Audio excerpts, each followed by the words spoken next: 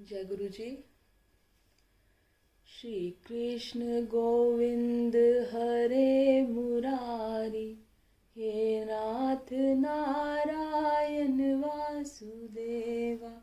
श्री कृष्ण गोविंद हरे मुरारी, हे नाथ नारायण वासुदेवा। ओ मेरे प्यारे बांके बिहारी, मुझको तो है बस तेरा सहारा। तेरा सहारा एक तू है हमारा, मुझको तो है बस तेरा सहारा। तेरा सहारा एक तू है हमारा, मुझको तो है बस तेरा सहारा। हरे रामा रामा रामा हरे हरे, हरे कृष्णा कृष्णा कृष्णा हरे हरे। ओ मेरे प्यारे बांके बिहारी, मुझको तो है बस तेरा सहारा। तेरा सहारा एक तू है हमारा, मुझको तो है बस तेरा सहारा। मुझको तो है बस तेरा सहारा। ओम नमो शिवाय, हरि ओम नमो शिवाय। ओम नमो शिवाय, हरि ओम नमो शिवाय। ओम नमो शिवाय, शिव जी सदा सहाय। ओम नमो शिवाय, गुरु जी सदा सहाय। शिव जी सदा सहाय, बोलो ओम नमो शिवाय। गुरु जी सदा सहाय, बोलो ओम नमो शिवाय। ओम नमो शिवाय, हरि ओम नमो शिवाय। ओम नमो शिवाय, बोलो ओम नमो शिवाय। जय गुरु जी। जय गुरु जी संगत जी। गुरु जी का लख लख शुक्राना। गुरु जी की प्यारी प्यारी संगत का लख लख शुक्राना।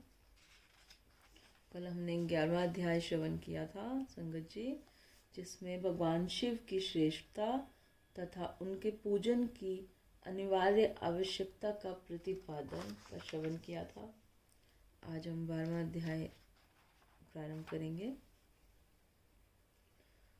बोलो गणपति महाराज की जय, बोलो शंकर भगवान की जय, मेरे भोलेनाथ भंडारी की जय, बोलो सद्गुरु महाराज की जय। शिव पुराण कथा रुद्र संहिता 12वां अध्याय।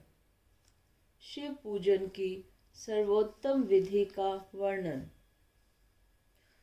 ब्रह्मा जी कहते हैं, अब मैं पूजा की सर्वोत्तम विधि बता रहा हूँ, जो समस्त अभीष्ट तथा सुखों को सुलभ कराने वाली है। देवताओं तथा ऋषियों, तुम ध्यान देकर सुनो।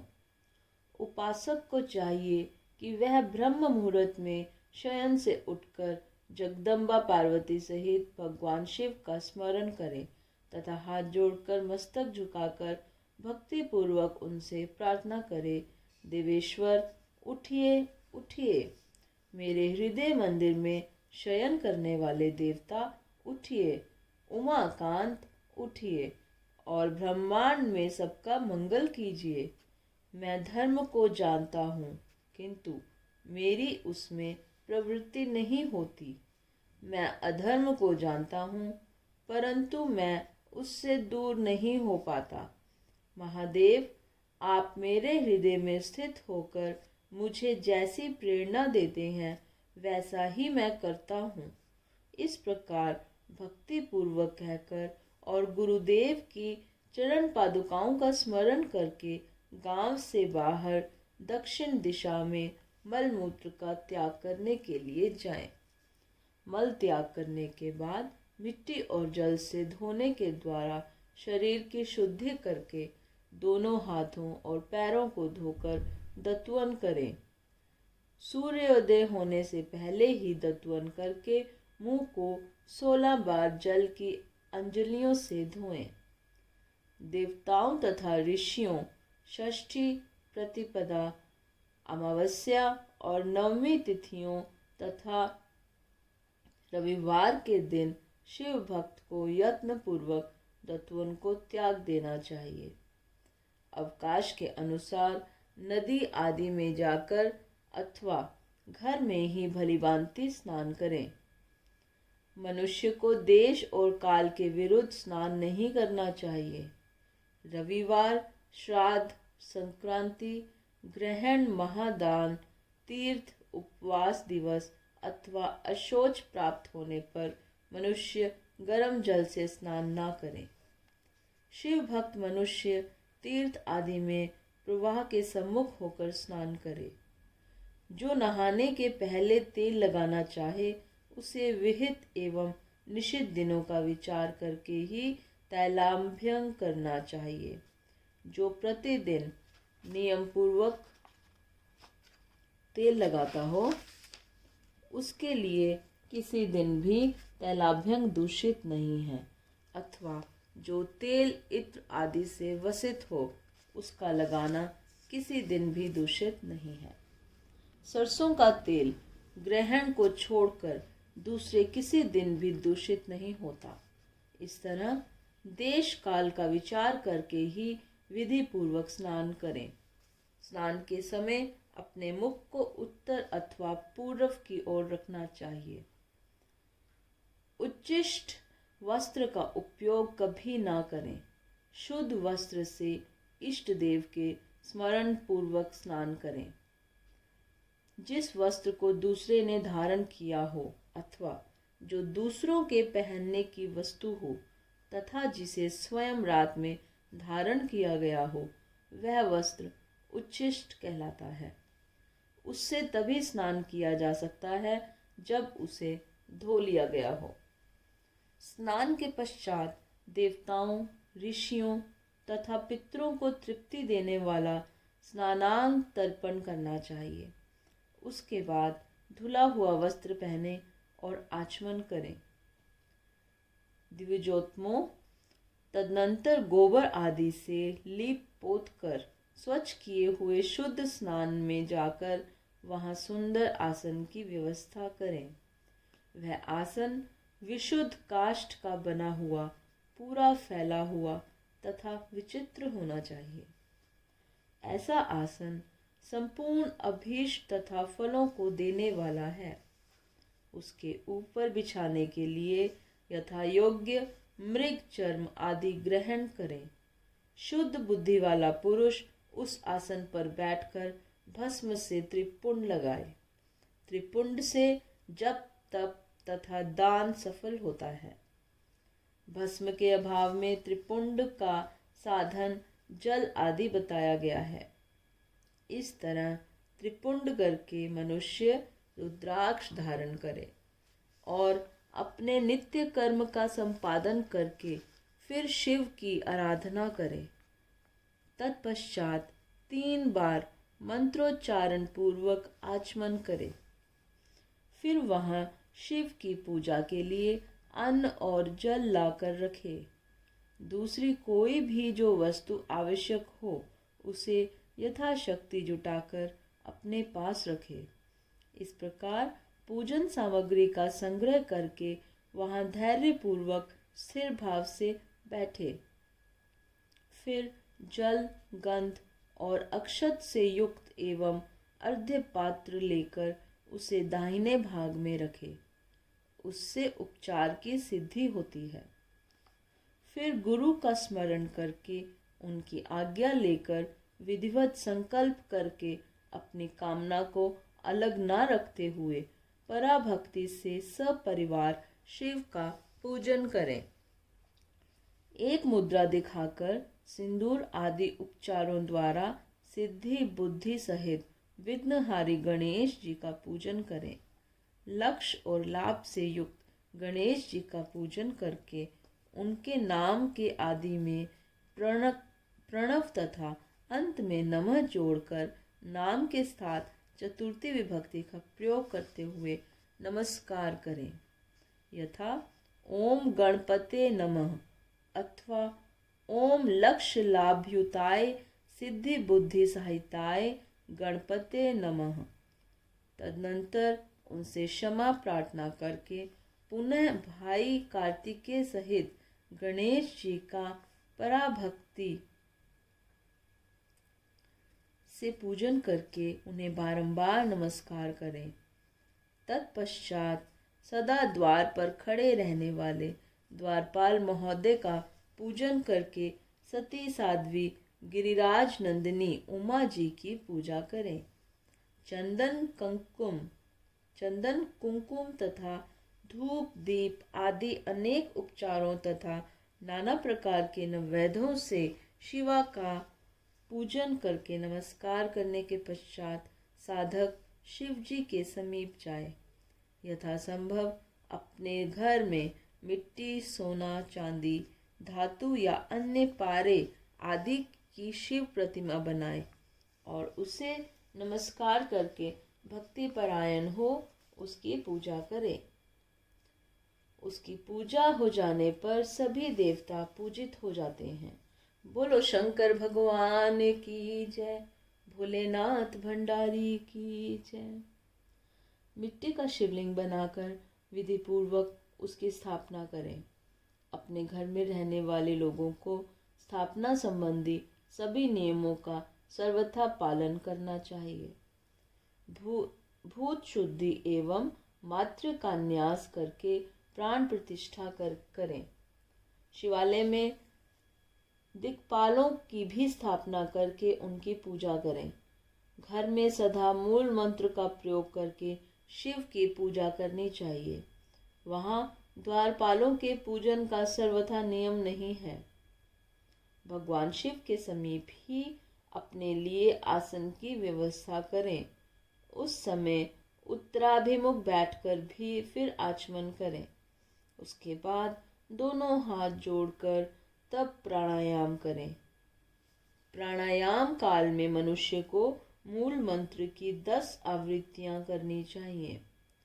हाथों से 5 मुद्राएं दिखाएं। यह पूजा का आवश्यक अंग है। इन मुद्राओं का प्रदर्शन करके ही मनुष्य पूजा विधि का अनुसरण करे। तदनंतर वहां दीप निवेदन करके गुरु को नमस्कार करे और पद्यासन या भद्रासन बांधकर बैठे अथवा उत्तानासन या पर्यकासन का आश्रय लेकर सुखपूर्वक बैठे और पुनः पूजन का प्रयोग करें। फिर अर्घ्य पात्र से उत्तम शिवलिंग का प्रक्षालन करें। मन को भगवान शिव से अन्यत्र न ले जाकर पूजा सामग्री को अपने पास रखकर निम्नांकित मंत्र समूह से महादेव जी का आवाहन करें। कैलास शिखरस्थम च पार्वती पतिमुत्तमं यथोक्त रूपिणं शंभुं निर्गुणं गुणरूपिणं पंचवक्त्रं दशभुजं त्रिनेत्रं वृषभध्वजं कर्पूरगौरं दिव्यांग चंद्रमौलिं कपर्दिनं व्याघ्रचर्मोत्तरीयं च गज चर्माभ्रम शुभम वासुक्य दीपरितागम पिनाकाधायुध विंतम सिद्ध्योष्टो च यस्याग्रे नृत्यतिः निरंतरम जय जयति शब्दैश्च सवितम भक्तपुंजकः तेजसा दुस्सेहनैव दुर्भिलक्ष्यं देवसेवितं शरण्यं सर्वसत्त्वानां प्रसन्नमुखपङ्कजं वेदैः शास्त्रैरर्थागीतं विष्णुब्रह्मनुतं सदा भक्तवत्सलमानदं शिवमावाहयाहम्। जो कैलाश के शिखर पर निवास करते हैं, पार्वती देवी के पति हैं, समस्त देवताओं से उत्तम हैं, जिनके स्वरूप का शास्त्रों में यथावत वर्णन किया गया है, जो निर्गुण होते हुए भी गुण रूप है, जिनके 5 मुख, 10 भुजाएं और प्रत्येक मुखमंडल में 3-3 नेत्र हैं, जिनकी ध्वजा पर वृषभ चिन्ह अंकित है। अंग कांति कर्पूर के समान गौर है, जो दिव्य रूपधारी चंद्रमा रूपी मुकुट से सुशोभित तथा सिर पर जटाजूट धारण करने वाले हैं, जो हाथी की खाल पहनते और व्याघ्र चर्म ओढ़ते हैं, जिनका स्वरूप शुभ है, जिनके अंगों में वासुकी आदि नाग लिपटे रहते हैं, जो पिनाक आदि आयुध धारण करते हैं, जिनके आगे 8 सिद्धियां निरंतर नृत्य करती रहती हैं। भक्त समुदाय जय जयकार करते हुए जिनकी सेवा में लगे रहते हैं, दुस्सह तेज के कारण जिनकी ओर देखना भी कठिन है, जो देवताओं से सेवित तथा संपूर्ण प्राणियों को शरण देने वाले हैं, जिनका मुखारविंद प्रसन्नता से खिला हुआ है, वेदों और शास्त्रों ने जिनकी महिमा का यथावत गान किया है, विष्णु और ब्रह्मा भी सदा जिनकी स्तुति करते हैं, तथा जो परमानंद स्वरूप हैं, उन भक्त वत्सल शंभु शिव का मैं आवाहन करता हूँ। इस प्रकार साम शिव का ध्यान करके उनके लिए आसन दें। चतुर्थ्यंत पद से ही क्रमशः सब कुछ अर्पित करें, यथा संभ्याय सदाशिवाय नमः आसन समर्पयामि इत्यादि। आसन के पश्चात भगवान शंकर को पाद्य और अर्घ्य दें। फिर परमात्मा शंभु को आचमन कराकर पंचामृत संबंधी द्रव्यों द्वारा प्रसन्नता पूर्वक शंकर को स्नान कराएं। वेद मंत्रों अथवा समंत्र तथा चतुर्थ्यंत नाम पदों का उच्चारण करके भक्ति पूर्वक यथा योग्य समस्त द्रव्य भगवान को अर्पित करें। अभीष्ट द्रव्य को शंकर के ऊपर चढ़ाएं। फिर भगवान शंकर को वारुण स्नान कराएं। स्नान के पश्चात उनके श्रीअंगों में सुगंधित चंदन तथा अन्य द्रव्यों का यत्न पूर्वक लेप करें। फिर सुगंधित जल से ही उनके ऊपर जलधारा गिराकर अभिषेक करें। वेद मंत्रों, षडंगों अथवा शिव के 11 नामों द्वारा यथावकाश जलधारा चढ़ाकर वस्त्र से शिवलिंग को अच्छी तरह पोंछें। फिर आचमनार्थ जल दें और वस्त्र समर्पित करें। नाना प्रकार के मंत्रों द्वारा भगवान शिव को तिल, जौ, गेहूँ, मूंग और उड़द अर्पित करें। फिर 5 मुख वाले परमात्मा शिव को पुष्प चढ़ाएं। प्रत्येक मुख पर ध्यान के अनुसार यथोचित अभिलाषा करके कमल, शतपत्र, शंख पुष्प, कुश पुष्प, धतूर, मंदार, द्रोण पुष्प, गुमा, तुलसी दल तथा बिल्व पत्र चढ़ाकर पराभक्ति के साथ भक्त वत्सल भगवान शिव की विशेष पूजा करें। अन्य सब वस्तुओं का अभाव होने पर शिव को केवल बिल्व पत्र ही अर्पित करें। बिल्व पत्र समर्पित होने से ही शिव की पूजा सफल होती है। तत्पश्चात सुगंधित चूर्ण तथा सुवासित उत्तम तेल, इत्र आदि विविध वस्तुएं बड़े हर्ष के साथ भगवान शिव को अर्पित करें। फिर प्रसन्नता पूर्वक गुग्गुल और अगुरु आदि की धूप निवेदन करें। तदनंतर शंकर जी को घी से भरा हुआ दीपक दें। इसके बाद निम्नांकित मंत्र से भक्ति पूर्वक पुनः अर्घ्य दें और भाव भक्ति से वस्त्र द्वारा उनके मुख का मार्जन करें। रूपम देहि यशो देहि भोगम देहि च शंकर भुक्ति मुक्ति फलम देहि गृहीत्वाद्यम नमस्तुते। प्रभु शंकर, आपको नमस्कार है। आप इस अर्घ्य को स्वीकार करके मुझे रूप दीजिए, यश दीजिए, भोग दीजिए तथा भोग और मोक्ष रूपी फल प्रदान कीजिए। इसके बाद भगवान शिव को भांति भांति के उत्तम नैवेद्य अर्पित करें। नैवेद्य के पश्चात प्रेम पूर्वक आचमन कराएं। तदनंतर सांगोपांग तांबूल बनाकर शिव को समर्पित करें। फिर 5 बत्ती की आरती बनाकर भगवान को दिखाएं। उसकी संख्या इस प्रकार है: पैरों में 4 बार, नाभि मंडल के सामने 2 बार, मुख के समक्ष 1 बार तथा संपूर्ण अंग में 7 बार आरती दिखाएं। तत्पश्चात नाना प्रकार के स्तोत्रों द्वारा प्रेम पूर्वक भगवान वृषभध्वज की स्तुति करें।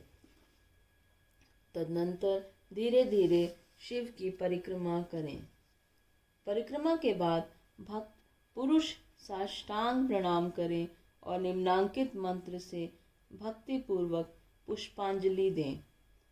पुष्पांजलि मंत्र: अज्ञानादि वा ज्ञान धदत्त पूजादिकं मया कृतं तदस्तु सफलं कृपा तव शंकर तावकसत्व गत प्राणस्तव वचितोहम सदा मृद इति विज्ञाय गौरीश भूतनाथ प्रसीद में भूमो स्खलित पादानां भूमिरेवावलंबनम तव्ये जातापराधानां त्वमेव शरणं प्रभो। शंकर, मैंने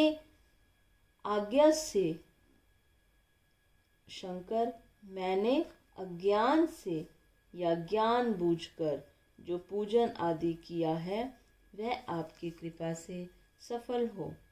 मृड मैं आपका हूँ, मेरे प्राण सदा आप में लगे हुए हैं। मेरा चित्त सदा आपका ही चिंतन करता है। ऐसा जानकर हे गौरीनाथ, भूतनाथ, आप मुझ पर प्रसन्न होइए। प्रभु, धरती पर जिनके पैर लड़खड़ा जाते हैं उनके लिए भूमि ही सहारा है। उसी प्रकार जिन्होंने आपके प्रति अपराध किए हैं उनके लिए भी आप ही शरणदाता हैं।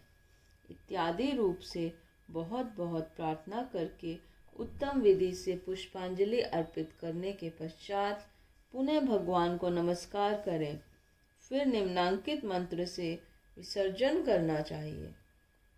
विसर्जन: स्वस्थानम गच्छ देवेश परिवारयुतः प्रभो पूजा काले पुनर्नाथ तव्यागंत मव्यादरात। देवेश्वर प्रभु, अब आप परिवार सहित अपने स्थान को पधारें। नाथ, जब पूजा का समय हो तब पुनः आप यहाँ सादर पदार्पण करें। इस प्रकार भक्त वत्सल शंकर की बारंबार प्रार्थना करके उनका विसर्जन करें और उस जल को अपने हृदय में लगाए तथा मस्तक पर चढ़ाए। ऋषियों, इस तरह मैंने शिव पूजन की सारी विधि बता दी जो भोग और मोक्ष देने वाली है। अब और क्या सुनना चाहते हो? इति श्री महाशिव पुराण कथा 12वां अध्याय समाप्त। कर्पूर गौरम करुणावतारम संसार सारम भुजगेन्द्रहारम सदा वसंतं हृदयारविंदे भवं भवानी सहितं नमामि। भवं भवानी सहितं नमामि। ओम नमः शिवाय।